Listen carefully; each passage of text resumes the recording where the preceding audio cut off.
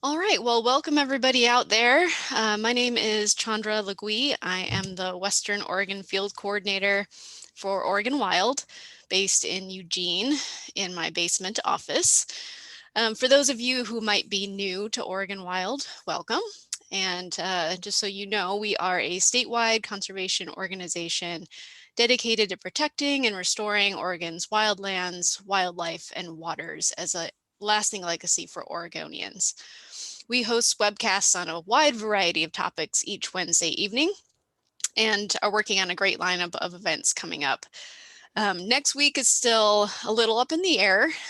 In case you haven't noticed, things are a little crazy around our state and national capitals, and that's why the delay in announcing what next week's will be, but stay tuned for what's to come both next week and in the future. Before we introduce tonight's webcast, I just have a few housekeeping items. So we are recording tonight's webcast, and we'll email you all a link to the recorded video tomorrow, and it will be posted to Oregon Wild's website, so you can watch it again or share it with friends. You can enter your questions at any time using the Q&A option on your Zoom panel. And we will save those questions for the end when we have about 10 or 15 minutes for Q&A. So we'll try to get to as many as we can. For those of you who bought raffle tickets tonight, we have a number of great raffle items, and we really thank you for your support. The funds that we generate from those raffles help us put on presentations like this, as well as support our other important conservation work.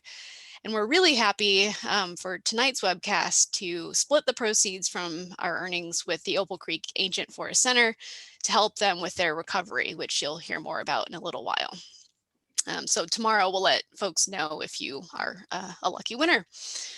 Let's see, and finally, before we get into tonight's topic, I would like to acknowledge and pay respect to the many tribes and bands of Indigenous people who have stewarded this land we now know as Oregon throughout many generations. So I'm going to talk for a couple of minutes before I turn it over to our panelists, so bear with me here. So Oregon Wild has long worked to protect and restore Oregon's wild places, ancient forests, habitat for native fish and wildlife, from the Strawberry Mountains to Oregon's redwood forests on the coast to Cascade Peaks and their forested slopes. And this is a huge and diverse state. And while the forests, rivers, and wilderness that we work to protect can be very different from one another across the state on the surface, one thing that nearly all of them have in common is fire, that they've all burned. So for millennia, forests have burned and regrown naturally, though that may look different in different places like the wetter west side of Oregon to the drier forests of southern and eastern Oregon. But it is fire that helps boost diversity in our forest by creating biological legacies, patches of different ages and vegetation types and natural openings. And Ralph is going to go into a lot more pretty pictures, but I'm just trying to give you a little context here.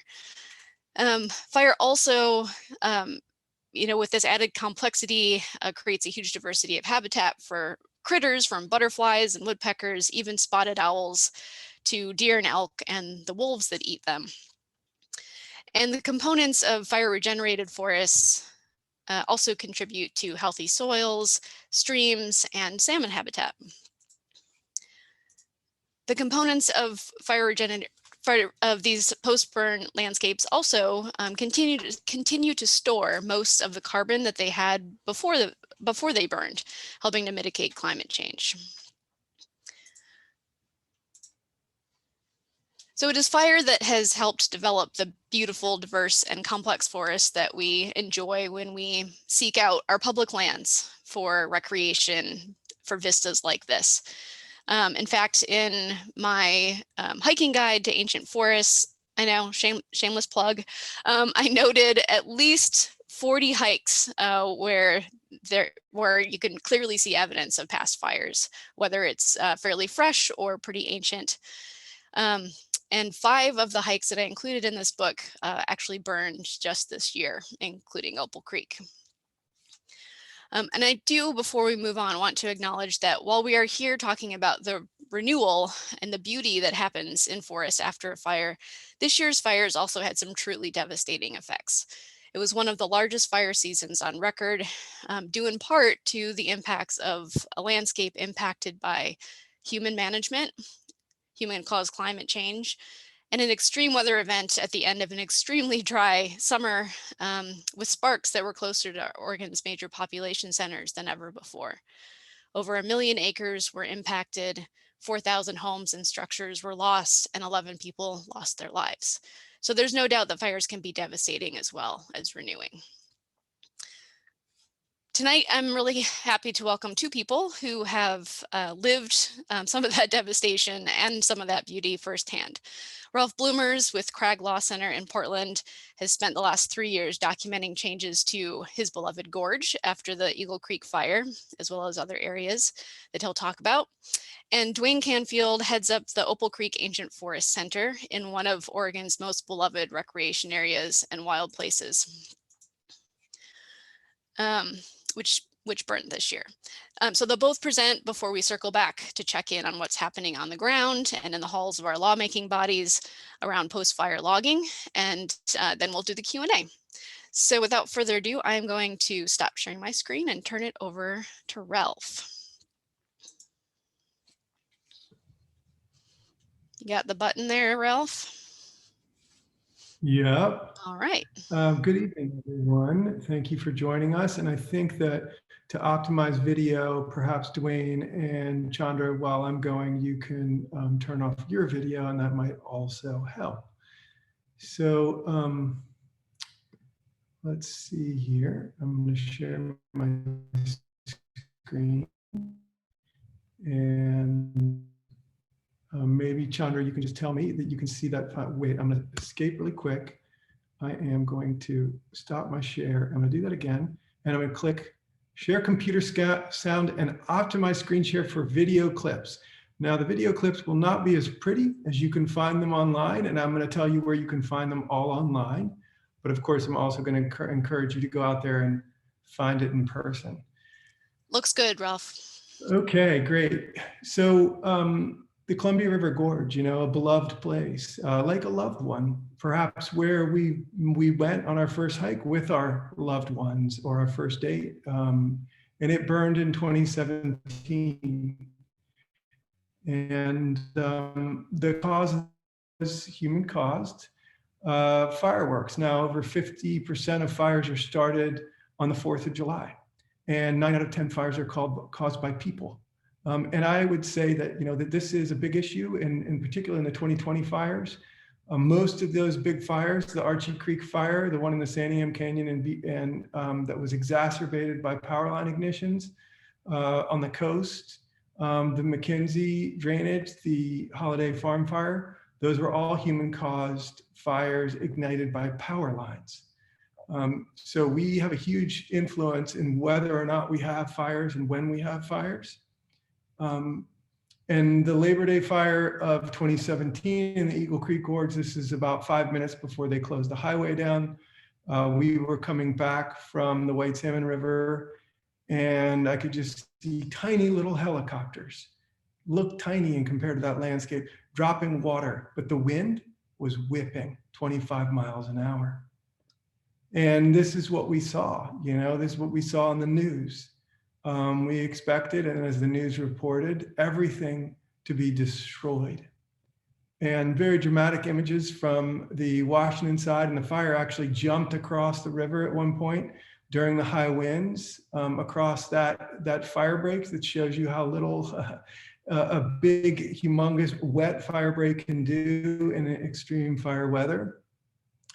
And what's interesting about the fire progression there and what it teaches us is you're not going to be able to see the level of detail, but if you look on this, you look at the purple run was essentially the fire ran in about 8 hours. It ran all the way from where it ignited in Eagle Creek, almost all the way to Corbett.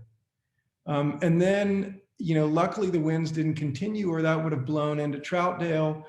It would have blown into Gresham and perhaps East Portland. and ignited a bunch of homes, but there weren't that many homes there, and no homes were lost. They managed to protect the ones in Cascade Locks, in Dodson and Warrendale. But the fire hung out for about a week, and then the winds picked up again, but this time they weren't coming from the east, they were coming from the west. And you can, when you look at this fire progression map, which you can find online, you can see how it was largely the wind and drought that drove this fire once you had the ignition. There was vegetation, but there's vegetation everywhere. Shrublands, grasslands, forests. That's really, in these fire events that we're seeing, it's the wind and the drought that is driving these fires. Now, after the fire, we took to the air, we took to the ground, and I'm going to take you into those places. I worked with state parks, the Forest Service, and National Geographic filmmaker. And then I decided to do a bunch of the work myself, which involved time-lapse photography and wildlife photography. And for about 20 years, I've advocated for forests and got to know burn landscapes from working with scientists and understanding how valuable they are. But I felt the need to go see it for myself and then find ways to show it, right, instead of telling people about it. So, fire is powerful, fire is elemental, it can and will destroy homes and burn down homes and harm people and communities. But in natural landscapes, it's been part of the Western landscape, and really, since the retreat of the ice sheets in the Pleistocene, and well before, even before humans roamed this land. So plants and animals are evolved with natural disturbance. And we are pretty fascinated by it too, right? I mean, do we like the gorge because it's wild and even though there's parts of it that are tamed with a highway and there's dams, but that it's shaped in cataclysm, that it was shaped in the Missoula floods, that there's volcanic activity, that there's landslides? Does that make it interesting? Yes, that's what makes it interesting to me, and I suspect to many of you. And fire is one of those same forces. Now, the attitude around fire has been that fire is a shameful waste, that it destroys the value of the forest, and we must prevent the madness. And there's been a very negative attitude, which has only recently started to shift, where you see images like this one out of Northern California with Smokey lighting a fire, which is quite a different message than Smokey has delivered. But primarily, these are, dominant utilitarian forests are viewed as best standing so they can be cut down later in the 50s and the 60s and the 70s. And really just probably the result of ad people saying we need to simplify the message, fire bad, fire must be put out, fire must be prevented. And they didn't feel that they could, in a paternalistic way, trust the public with a nuanced message around fire. Now, Craig Walden continues this. Burn 48,000 acres. If there isn't a more destructive clear cut than that, I don't know what it is.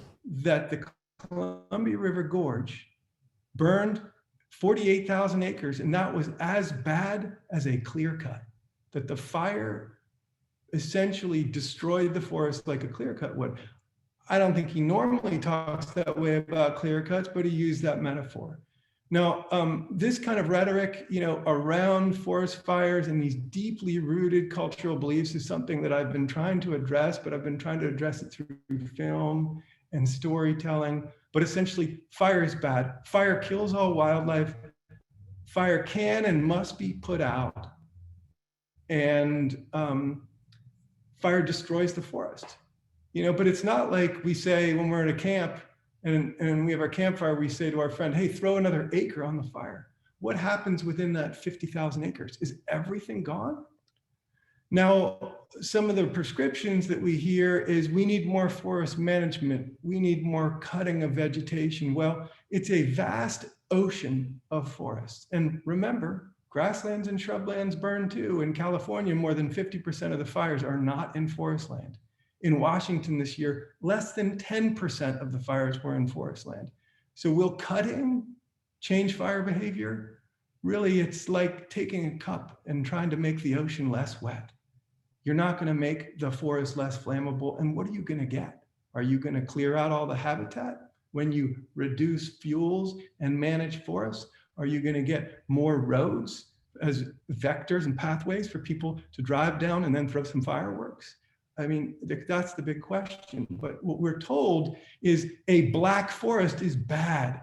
I like my forest green. And we're shown the pictures immediately after fire, the moonscape pictures, when everything is burned off and brown and black, which is what a lot of Oregon looks like this winter. But just go to a place in Oregon that isn't burned right now. It looks pretty brown and black because it's wintertime and everything's died back. Now, what does it look like if you post-fire log that, also referred to as salvage logging, which suggests, the word salvage, that we're making something good out of a bad situation. But really what we're doing is running equipment over a very fragile landscape. You don't take your kid who's got a really bad burn and give your kid a salt scrub. You bandage that up and make sure that blister doesn't come off. Which do you prefer? Log decks or blackened landscapes? Well, it's just a false choice. Because this is what you get when you post-fire log. And in fact, you lose 40% more of the carbon. As Chandra said, 5 to 10% is lost. So let's look at a naturally regenerating, and I like to use that word instead of recovering. Maybe it's, but I don't think of a burned landscape as alcohol that needs to come recovery. It's just a young charcoal forest. It is like our kids. It is the next part of the cycle. As we know them, we agree because we lose them as we know them, but they come back. And this is Yellowstone, and it's naturally reseeded by fire. Why? Because the trees there are serotinous. They're fire-induced cones that only spread their seeds and cones if they're burned. Lodgepoles are destined to be killed by bugs or burned by fire every 100 years. They are born to die 100 years later. But then there's some trees like thick bark Doug firs. This is in Kelsey Creek area, upper Willamette headwaters, millennial type grove. This forest here has probably seen fire maybe 4 or 5 times in its lifetime because the frequency with which fire visits Western Cascade Forest, the fire return interval is 150, 200, 250, 300 years. And when it comes, it burns really hot. But some stuff, the big stuff with the thick bark, has survived that for 1,000 years or 500 years. In the Western larch, they love fire. They also have thick bark. And what's this? What's this contraption? Well, it's the nose cone of the space shuttle. And if you look at that closely, you can see it borrowed the technology from the ponderosa pine tree. The technology being thickness and spacing and gaps to diffuse heat. So if you look closer, you'll see that on the ponderosa pine, on the Doug fir. It's that undulating bark, it's that gap. So when the space shuttle comes in at re-entry, it's got tiles, they've got gaps, it can withstand 30,000 degrees. So you can have the entire trunk or bole, I wouldn't call it a log, but bole of the tree burned, scorched, and the interior is not affected where it's laying down more wood, right? And you can have the canopy of that tree, 90% of the needles gone on a ponderosa pine, 10% left, and you got a 90 to 95% of that chance that that tree will survive that fire. So they have the qualities and the conditions, the hardness to survive fire. Bambi got involved for a little bit with Smokey just for 1 year, and then Disney pulled back and said, no, you can't have our character. But Bambi forever sort of seared the belief, I think, in a lot of people's mind that fire kills all wildlife. And you see this time and again when you see news media stories focusing on where's the body, and they show you the animals that did succumb. But the science tells us, and what I will show you reflects the science, at least in certain landscapes, is that most of these animals fly away, burrow into the ground, or run away. So even in a 50-mile-an-hour wind-driven wildfire, the ground speed of that wildfire is 1/10 typically of the wind speed, so 5 miles an hour. Cougars run a lot faster than that. Bears run a lot faster than that. Deer run a lot faster than that, and they know where to go. They go to the water. And so the science really tells us, confirmed by top scientists at OSU, that the vast majority of wildlife survive even these really big fire events. Now, what was the message with Bambi? Everybody loses when a forest burns. Well, is that true for wildlife? Really, who loses? And so if you look at actually the closing scene on Bambi, which you probably haven't watched recently, but you can find it on YouTube, you see Hootie Owl hanging out in the burn tree. You can see blackness on this. You see Thumper and friends, look at on a charcoal log, having a good old time, and all the critters are there coming out. And there's Hootie again. He's gonna fly down, I think, and visit with his friends. I don't know what the name of the skunk is, Sammy Skunk or Skunky. Anyway, they're all there. And Bambi's dad was killed by a hunter. He wasn't killed by fire. Bambi's mom lived. And new life emerges, is the point. I think it's actually a fascinating scene that is oft forgotten. In the Holiday Farm fire up near the perimeter edge of the fire, there was somebody who had a trail cam, and they gave us the footage.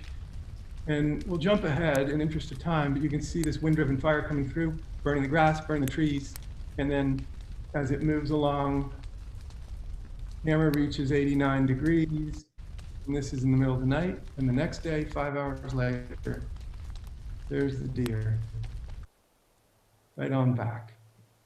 And that was a fire that blew up to nearly 200,000 acres, right? 100 and some, almost nearly 200,000 acres from one power line ignition. So more deer come the next day, more deer. There's a big buck. So one of the other things you see is a lot of bird life. So if you like bird life, get ready to get excited about sometime in the future when you'll get back into Opal Creek, when we're gonna have to be patient, and I'll talk about patience and the value of patience. But the bird life in the gorge has just been incredible.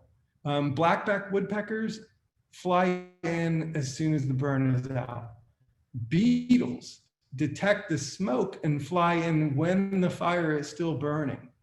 They're recycling the nutrients. Birds love them. There's a lot of birds that are adapted specifically to fire and actually do not do well in green old growth forest. To them, there's not much on offer.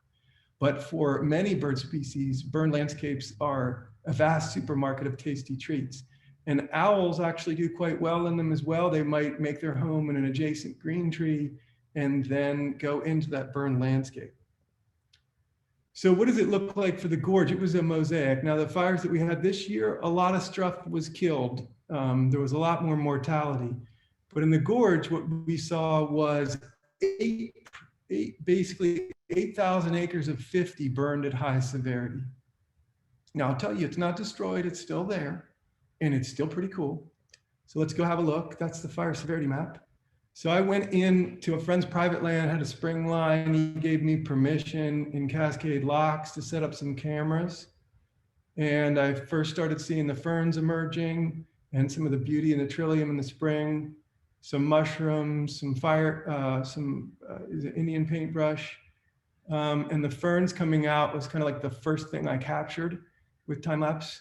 And if you're able to go into any of the immediately burned areas, we're already seeing this in Elkhorn and other places. So a lot of lilies, tiger lilies, and other lilies. Now, are these fires that had unprecedented? In our lifetimes, they are, right? Because they're on the west side of the Cascades, but there was a 250,000 acre fire, the Yakult burn in 1902. There was the big Tillamook fires in the 30s. There was the Silverton fire that was about 250,000 acres in the late 1800s. So for these landscapes, they are not unprecedented.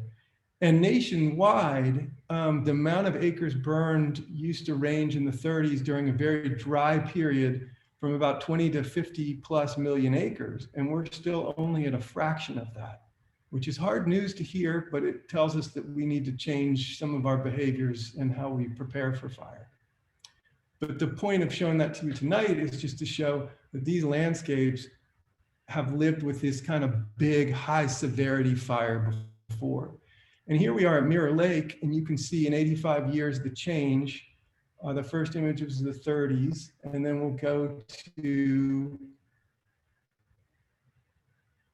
the west side of Mount Hood to Burnt Lake.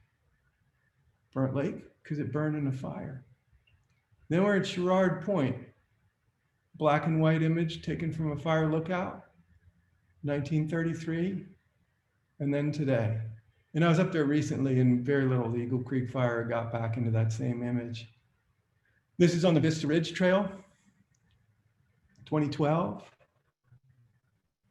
And then just a short time later, and I've spent a lot of time in Vista Ridge, we'll come back to that.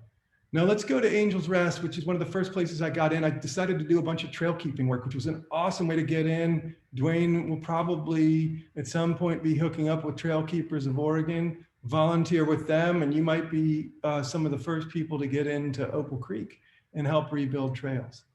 So that was a big deal. There was a lot of trail rebuilding. This is a prison work crew, and one of their crew got tired, so I helped them carry a beam up the mountain.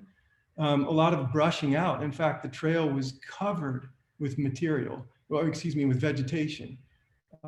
It was pretty much overwhelmed, and it was great that this happened because a lot of trail maintenance can't happen because the gorge is so overrun. So there was a lot of rock work and other things was done. So our trails actually are in much better shape, and most of the trails opened within 85% within just the first couple years. And there's some amazing crews, and it's a super fun way to get in. Guy Hamblin, and there's all these different people that have rock specialties or tree specialties.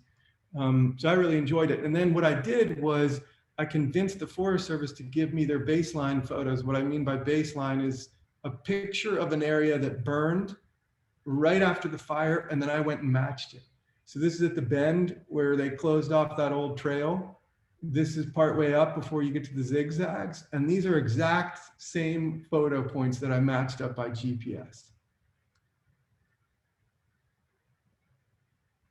And I love the ones where there's a rock formation, like you can see in this one, where you can clearly match up the same location, but you can just see in 2-3 years, boom. In fact, a lot of the shrubs that were there before, because this area burned in 1996, just went off, really, and they're even bigger than they were before. It stimulated them. Now let's see, what is it doing there? And I saw a lot of bear scat up there along the trail since people weren't in there, and wildflowers. And then one of the other things I did was I got the images from ODOT that they took from flying over the gorge. And state parks, you can't fly drones in all the Forest Service lands, but state parks gave us permission and we matched them.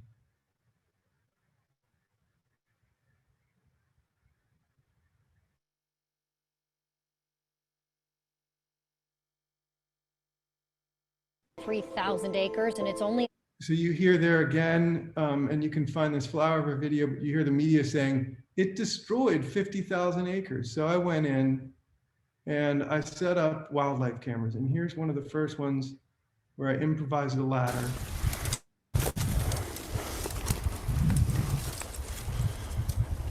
And I heard a woodpecker. And so I set up a camera in this cavity. And this is me checking that camera hanging in the tree there. I'm actually using some of the cavities that the cavity nesting birds have excavated. Oh my gosh, he's really. So what you see in here is so much. I got basically like 3 hours of bird footage and chipmunks and all kinds of different stuff.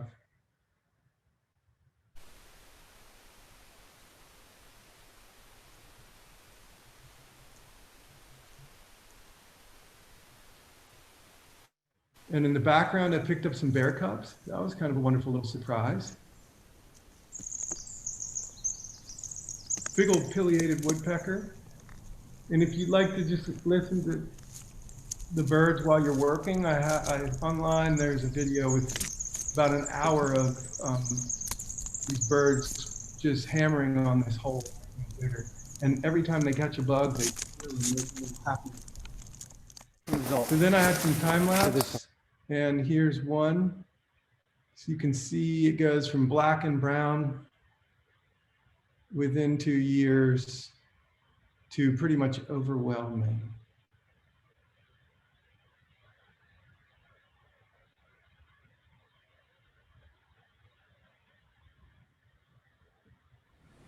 And likewise for this cliff, this is 2 years.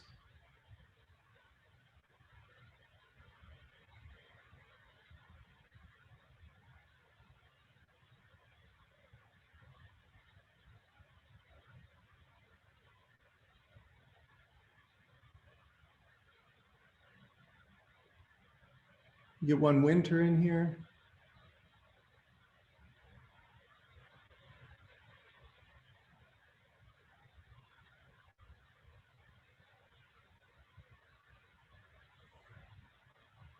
And then year 2.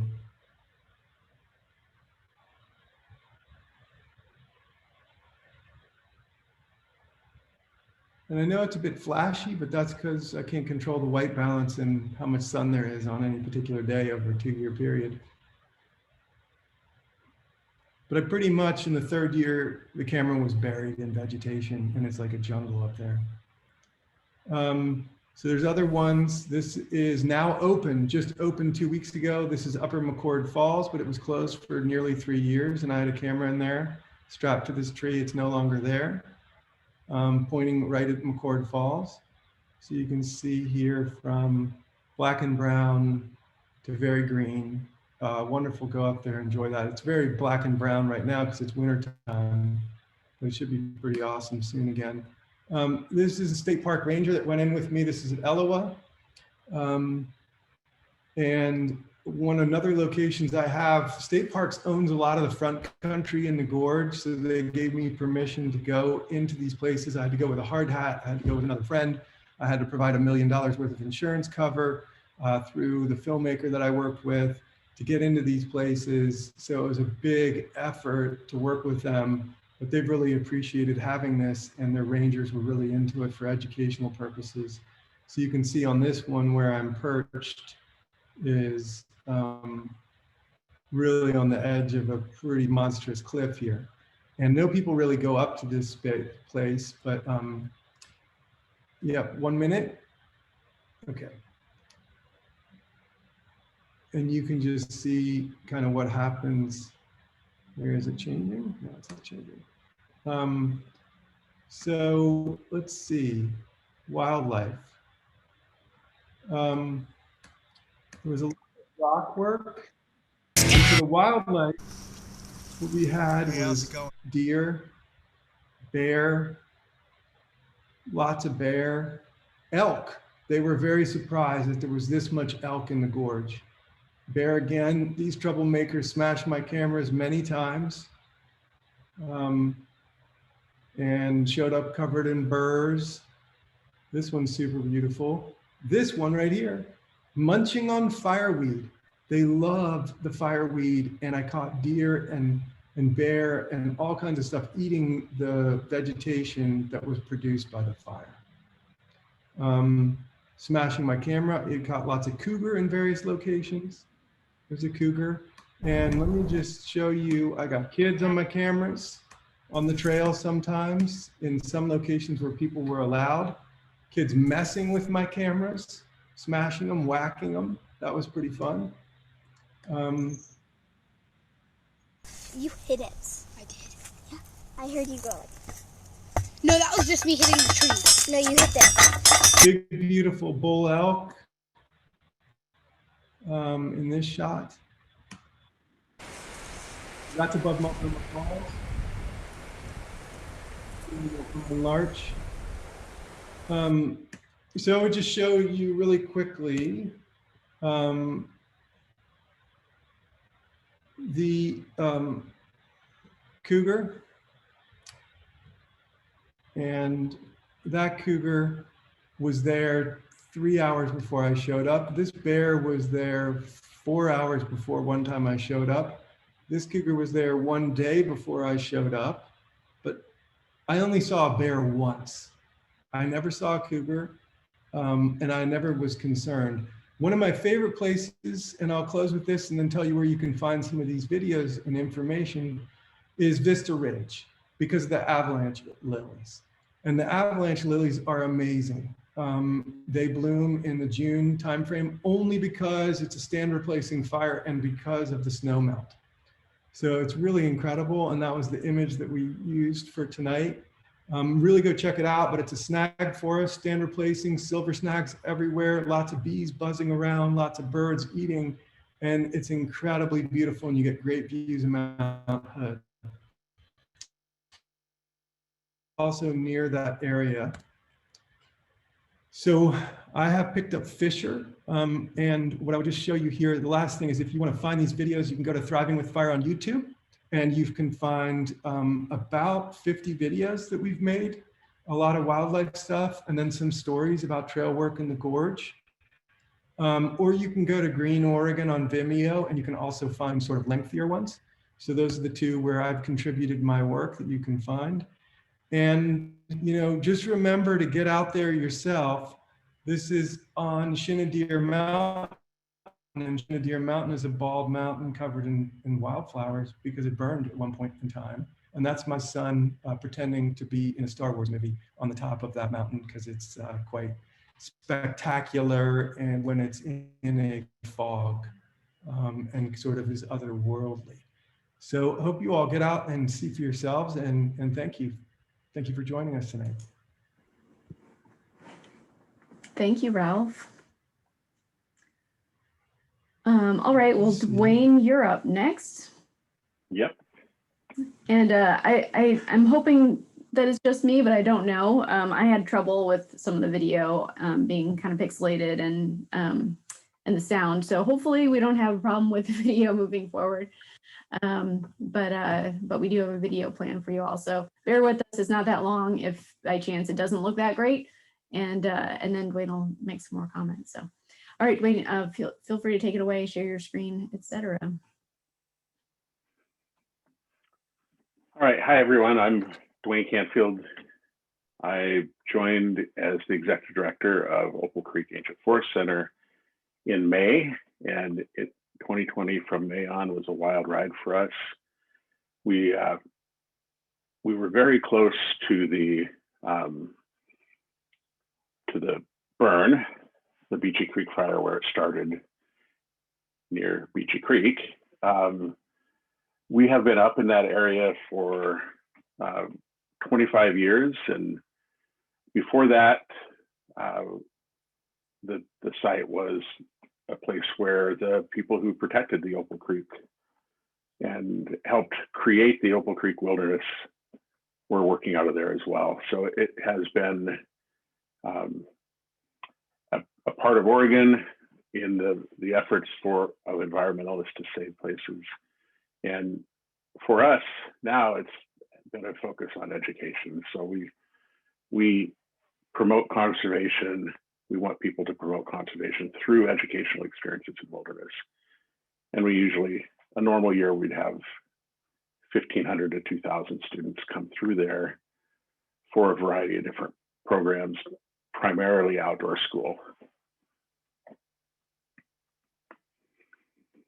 So this is a map about 2 days before the Beachy Creek fire blew up. And we had been watching the fire go from 5 and then 10 and then 25 acres. And then it ultimately grew slowly to over 500 acres. And that's where this map is. We were about 1.5 to 2 miles from the fire, depending on what time frame it was. And, you know, we spent a lot of time up there working and preparing for the possibility of the fire expanding, getting our fire protection, our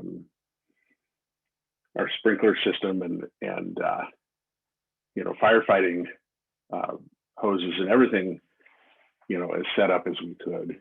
And then of course it blew up. The photo on the left was taken a few days before we evacuated, and we evacuated Friday before the fire blew up on that Tuesday morning. So this was taken right from our facility, up on a hill right behind it. And I was up there at that time. It was super smoky. That has come up in the questions I see. And, you know, based on the aerial photos and, you know, the fire maps, we were really concerned that we'd get there and see no trees, that everything would be burned. The photo to the right is from our flight in there. Of course, all the roads and trails were closed and impassable. So we took a flight. And Opal Creek, Jawbone Flats sits at the confluence of Opal Creek and Battle Axe Creek. And this photo shows on the right side, the burn side, is Opal Creek drainage, and on the left side is Battle Axe Creek drainage. So, and this is not far from our site there. So that's a great example of a situation where the burn was not everywhere. It was, there's a lot of unburned old growth forest near where we were.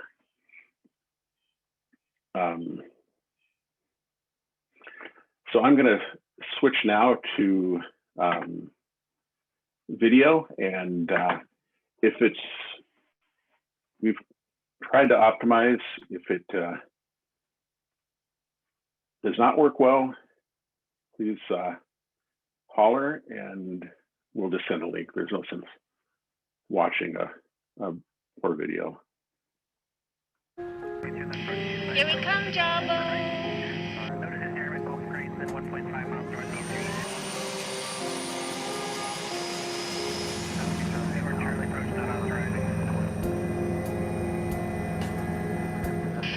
We're going to Jawbone Flats in the Opal Creek Wilderness.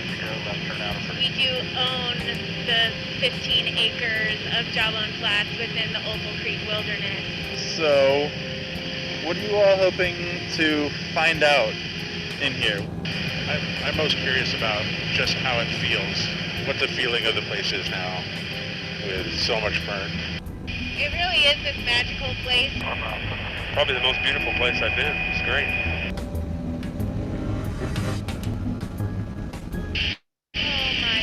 Oh my god. Oh shoot, dude. What are you seeing? Matchsticks. My worst nightmare.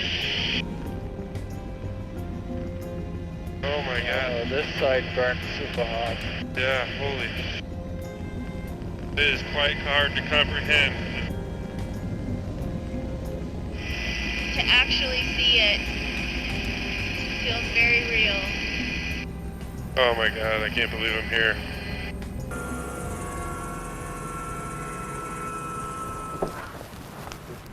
Their memory lane.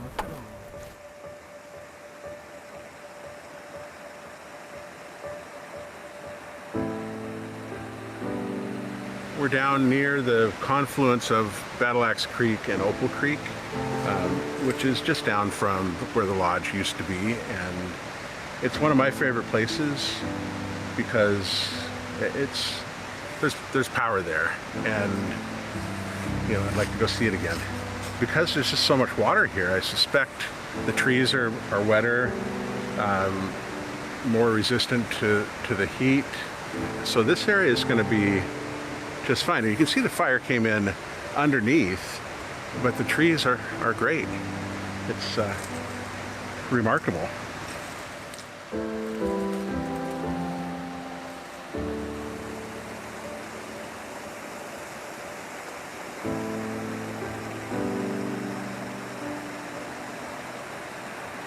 Oh, wow. I feel like this is the part where, which direction you come from, Opal Pool or Jawbone Flats, people walk on this bridge and go, wow. You know, everyone has a moment looking out. This is Battle Axe Creek. Wow. It's never been more precarious than now, but it is still here. This is Pablo's chair. I'm sitting in it because it's an important chair to so many people who have visited. Get kind of a bird's eye view of what Jawbone looks like right now. It's a little easier to see. This is old cabin 4. I cannot believe it just looks like nothing happened. Isn't that crazy? It's crazy. Creepy. Wow. It is just as it always was. Is this ash? It's ash.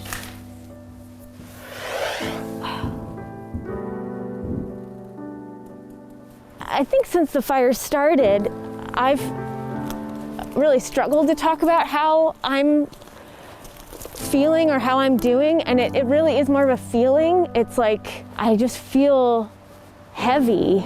It is going to be different forever. And I think another feeling is it will be okay. There's green grass. There's lichen. There are green trees within Jawbone Flats, which I think is more than we could have hoped for. It looks like around here there is enough trees to reseed and regrow. This tree's still here. And we're already seeing alders start to sprout just a few weeks after the fire. They come back first and fix nitrogen through their roots so the rest of the forest can grow.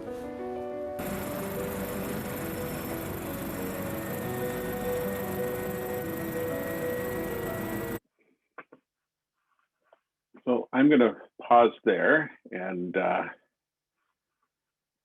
you know, it was an amazing trip to get to go in there, and it was hard.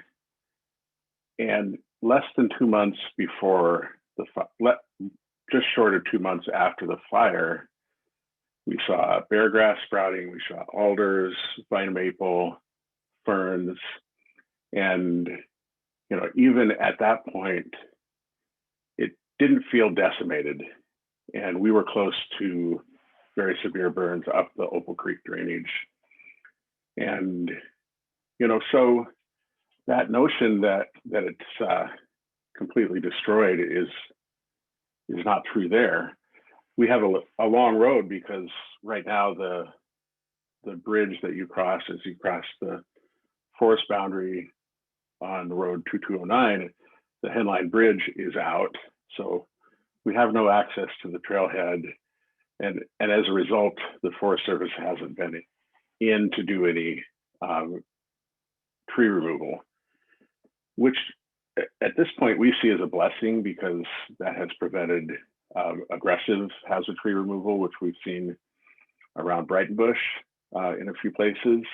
And so we like to see as much of the trail area and the road in be left as it is to naturally recover. And so that's our hope, and that's what we're going to be working toward ourselves. And you know, certainly our property, we're going to leave everything. It can take a year for a tree that appears to be completely destroyed to come back sometimes. So they'll flush and have new needles come out. So it's premature to cut them down at this point in many cases. So that's our approach. It obviously means we're not able to offer the programs that we had been offering there, and we're working on ways that we can still do some of the work that we did before, despite the fact that we don't have that facility available. So I am going to stop there and pass it back to Chandra so we can get into the Q&A. Thanks, everybody. Thank you, Dwayne. And we are getting some good questions, which is great.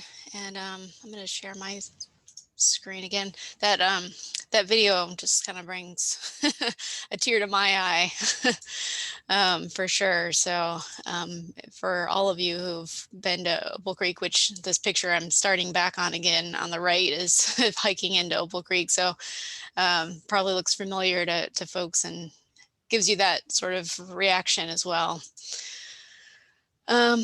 So it's my job to sort of bring us back to a bit larger landscape here before we go to Q&A, and looks like we probably are going to go a few minutes past 7, so hopefully folks can stick with us for a few more minutes. I think it's been, pretty well presented here what the benefits of natural forest development after a fire can be, and I wanted to share this example with you, maybe to set the stage for, what Opal Creek could be someday. This is at the Warner Creek burn in the Middle Fork Willamette district of the Willamette National Forest that burned about 30 years ago and was slated to be logged. But of course, if anyone knows the story, there was a lot of there were some activists who set up camp, as well as a lot of lawsuits to try to stop the logging of this big roadless area and instead dedicate it to natural recovery. And that's what ended up happening. So this landscape was, allowed to regrow naturally. And you can see this is from a trail on Bunchgrass Ridge. The snag forest and as well as green trees mixed in, and all of this new growth 25, 30 years later. And that is one of the benefits we see is this huge diversity, and Ralph went into a lot of that. And these landscapes can be some of our favorites. It just takes a little patience.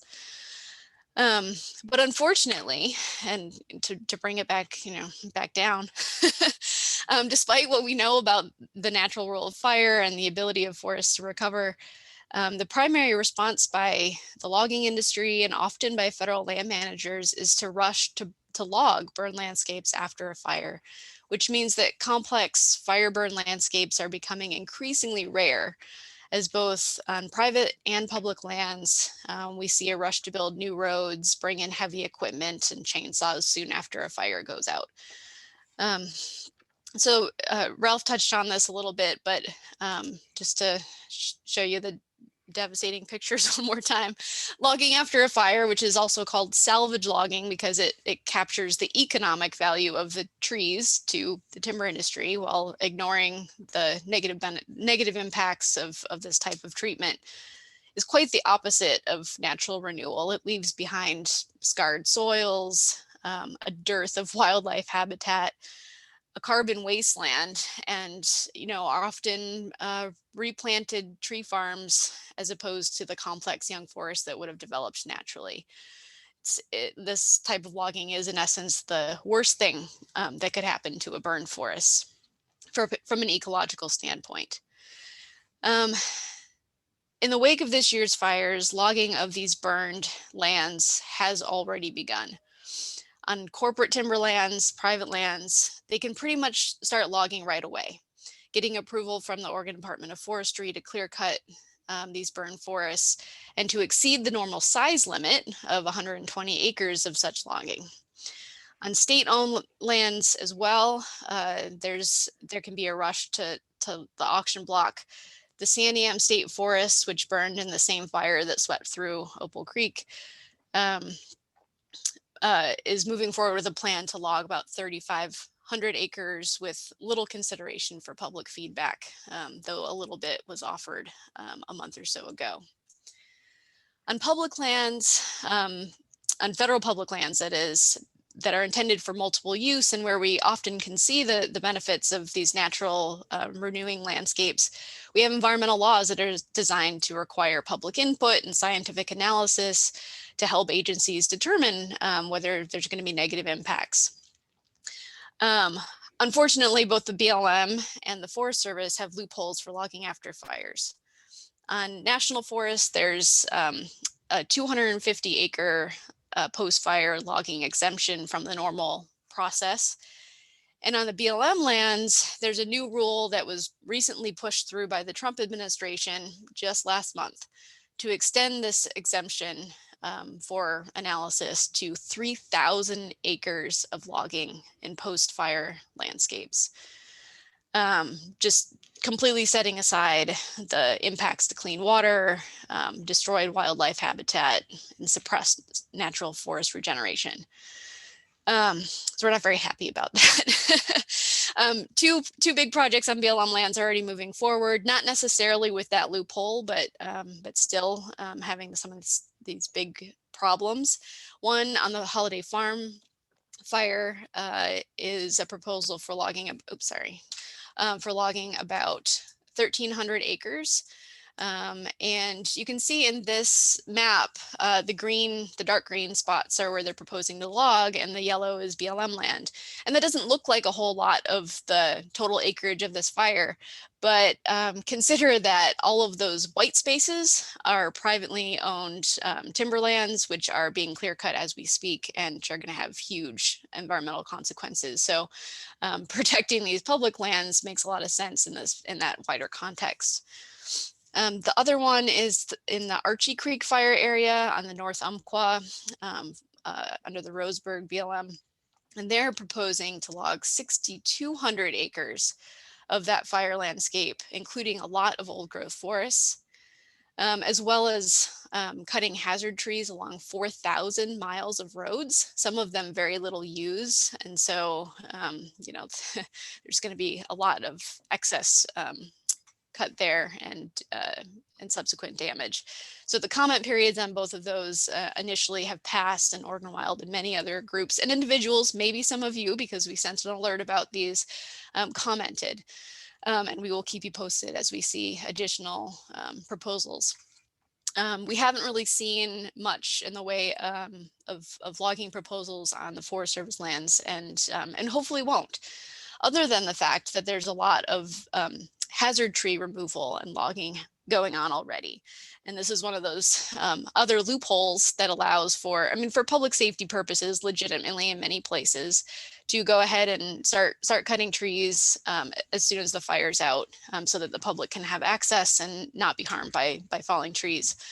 So in recreation areas, for example, that picture on the lower left, where that aren't necessarily open to the public. This one was, or there wouldn't be someone there. They're rushing in to cut hazards within 150 feet of roads and recreation sites, even if they're not going to be used in the near future. And that can, that leads to fewer trees storing carbon, standing as snags for wildlife, etc. And honestly, happens without any public scrutiny. So again, legitimate hazard tree operations along major highways and places where people are going, but this is a concern of ours too. These are all pictures from this year's fires, from the Archie Creek fire and from the area around the Brighton Bush summer homes. At the policy level, a standard response to bad fire seasons is to start reducing fuels and thinning out the forest to prevent future fires. But unfortunately, there's very little evidence to suggest that that works, and instead does a lot of damage, as logging does, to our forests. And so it's just as one anecdote, and then it also doesn't necessarily reduce fire risk in any way. In fact, sometimes makes it worse. So it's just one anecdote. Here's another map of the Holiday Farm fire, and in red, that's all lands that have been logged in the past. So clearly those thinned, fuels reduced, heavily managed forests did not stop the fire, and in fact, largely burned up. So what we can do, and what we're advocating for is in the policy realm, is to instead focus in areas that have been proven to help people and communities better prepare for future fires and to adapt to a changing climate and changing forests. And that means starting from the home out and spending money to make our communities more fire wise and fire resistant and resilient. So there's actually a lot going on in this arena right now, both at the state and federal level. And rather than go into all of that, I'll just say that Oregon Wild's website has some recent alerts and actions that you can take on this issue, as well as blog posts. And if you haven't already seen them. So, and you can also reach out to me to find out more about what you can do coming up in as the state legislature reconvenes and Congress considers bills as well. So I will stop there and let's see, stop my share and take some questions. So I've been answering as many questions as I can. I've answered 12 while you're talking. Well, maybe, but not everyone can see those, Ralph. So maybe we should pick some of the good ones and. Oh, they can't. No, I put them to everyone. They should be in the Q&A. But I would just say one question, Dwayne, was asked of you. Are you considering working with researchers to integrate perhaps the scientific study as you move forward? And that actually is something that Dwayne and I have been talking about. There's some exciting opportunities. We have wildlife cameras and time-lapse cameras that were brought in on the chopper. And Dwayne's talked to some scientists and I've talked to some scientists, because you have Opal Creek that's burned severely or intensely, and then you have Battle Axe that's pretty much intact. So you have two equal sized watersheds where you can look at the effects on water quality from the two. You can also see how wildlife do. And then the other piece is it's been really hard for scientists to find a burn landscape that isn't logged so that they can study how quickly the carbon comes back. There is a scientist that has looked at that, and she found 5 to 10% is lost in a fire. If it's logged, 40% is lost. If it's unlogged, that carbon that was lost comes back in 15, 20, 25 years, and it has the same amount of carbon as an unburned old growth forest as it did before. So it's pretty incredible, because we see all this smoke in the air, so we think all the carbon's going up, but that's a lot of water vapor with some carbon material. So there's some other opportunities, and I think, Dwayne, maybe you can speak to this. You see sort of the future is a lot of ecology education, basically.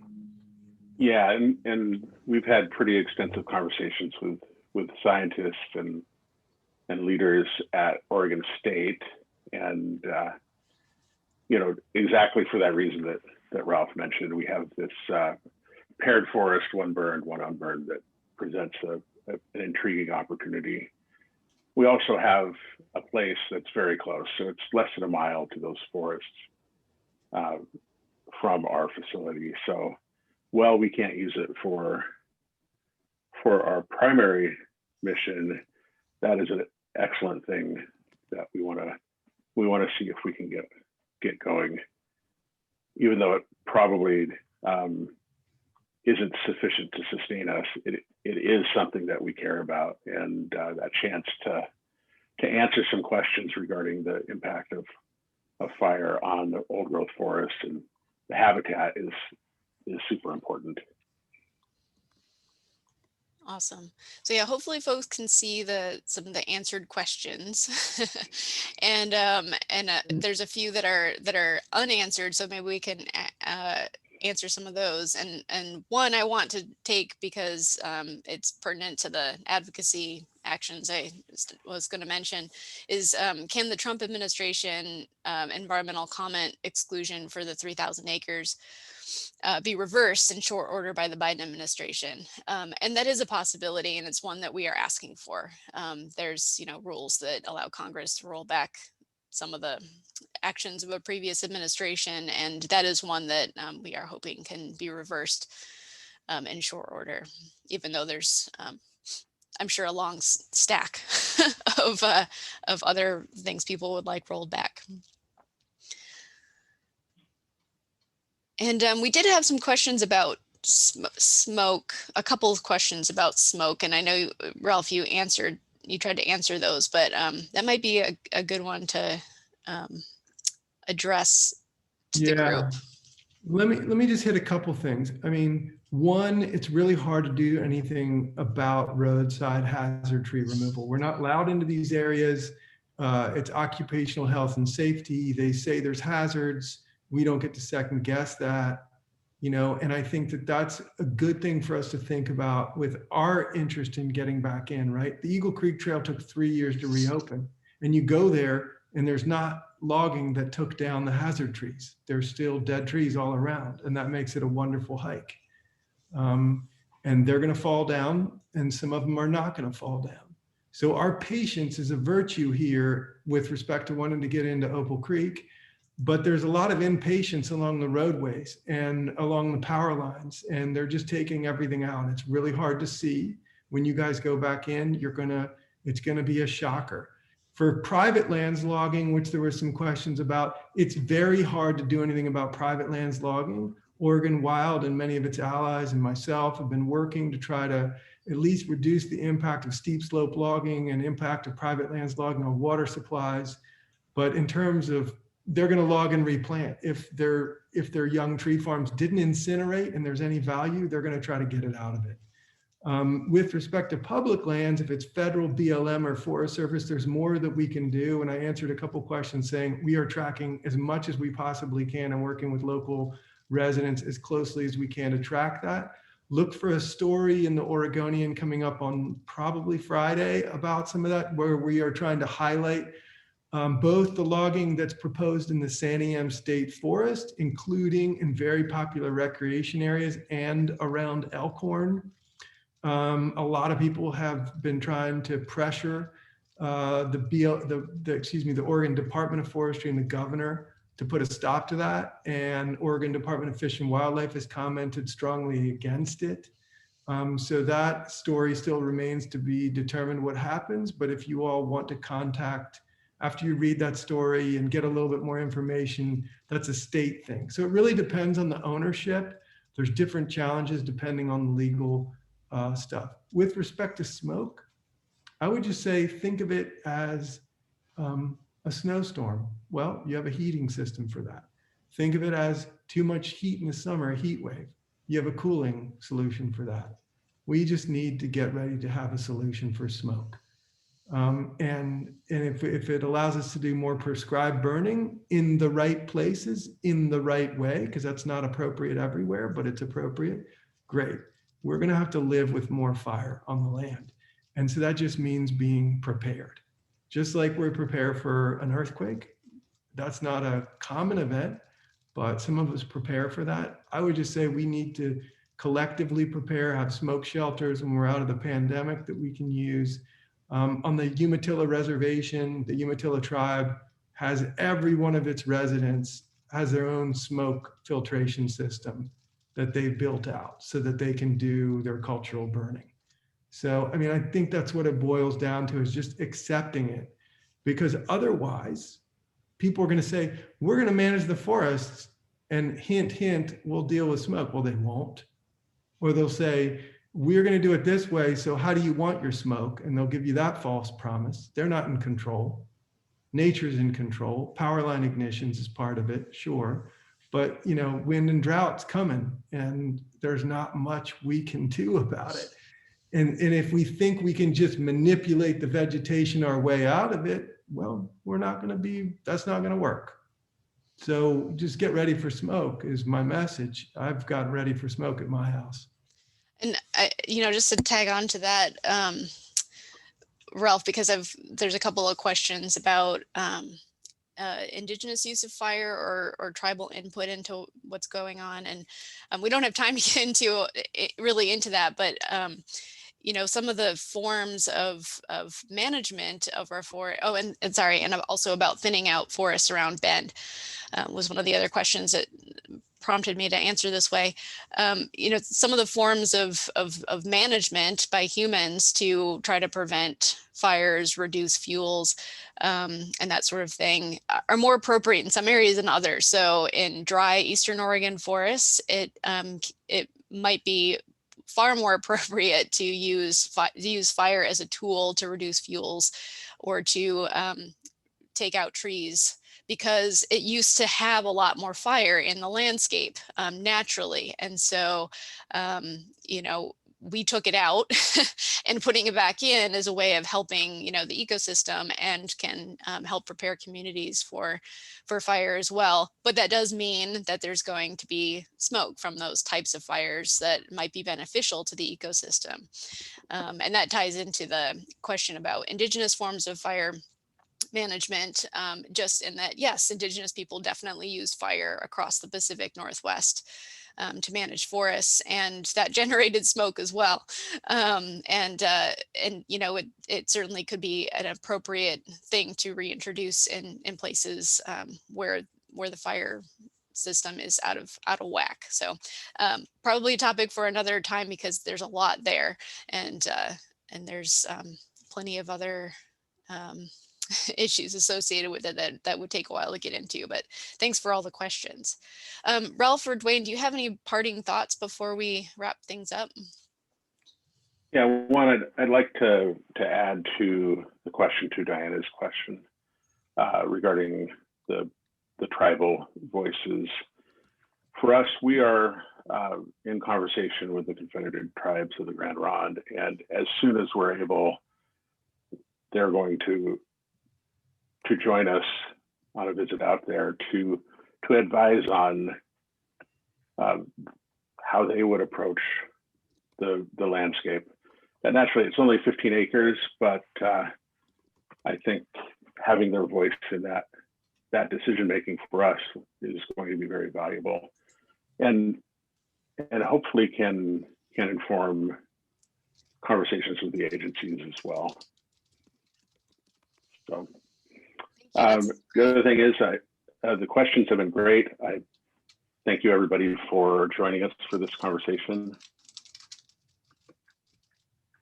I would just say, I mean, I put my email in for a couple of people that wanted more information about carbon cycles.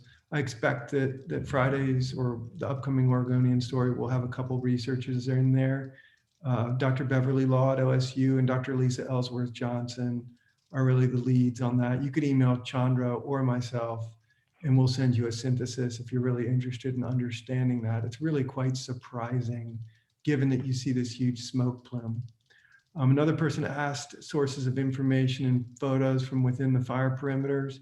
Again, go to Thriving with Fire. There, you can also email me. I can send you a link for aerial photos of most of the Riverside fire. There's a lot out there that's available that we've been trying to document from the air or from the ground. I think with respect to Indigenous fire, I would just say, you know, like, we don't need more fire in Southern California chaparral ecosystems, but in the wet West Cascades, you know, they're not fire suppressed forests if fire visits them every 200 years, because we haven't been suppressing fire or forbidding Indigenous fire for that long. They might be grown back, but fire suppression isn't a problem in wet West Cascade forests, but it did have an effect in Eastern Oregon. So it's hard to hold multiple ideas in your head at the same time, but you know, it's not forest management that's the solution if we look at the Holiday Farm fire, because 74% of that landscape was a tree farm with tons of roads. That's forest management. That didn't slow it down. You know, so I think that there's always enough vegetation to burn. We can alter the landscape to make it burn hotter with tree farms, right? And we can let old growth forests grow, which have the capacity to withstand big hot fires. We don't really need to replant because there's plenty of seed source out there. We've seen it in big fires in California that they naturally regenerate. So we saw a bunch of people wanting to develop armies to go into the gorge and replant, but it's doing just fine on its own. Nature is a wonderful and inexpensive hired hand. So let's, you know, trust that nature knows what to do, given that it was burning and it was regenerating before we were stomping around. As for the trail keepers, totally get in on that organization. It's wonderful to give back. In fact, I think that's the antidote, right? It's not enough to leave no trace. We have to look out for others. We have to pick up after others, whether it's their doggy poop bags, We have to get all park ranger on people that have fires and doing stupid things. And we got to pitch in and rebuild our trails and help Dwayne out and his people in Opal Creek. And we have to voice to the governor and ODF, and we have to support groups that are prepared to go to court. So, you know, those are all the things that we can do. And Chandra laid it out pretty good that, you know, there's a bunch of different ways that you all can plug in that love these landscapes. But we're not going to cut our way out of this and get rid of fire ever. So thank you for listening, and I hope you enjoyed the stuff. Yep. Thank you, Ralph, for being here and sharing all your great images. And thank you, Dwayne, for sharing your perspective. I can't wait to get back in there, and helping seems like a good place to start. So thank you all out there for hanging in there and for listening to this really fascinating and complicated topic. But it's worthwhile learning about fires because, as Ralph just said, it's not going away. And it really does create beautiful landscapes. So thank you all, and good night.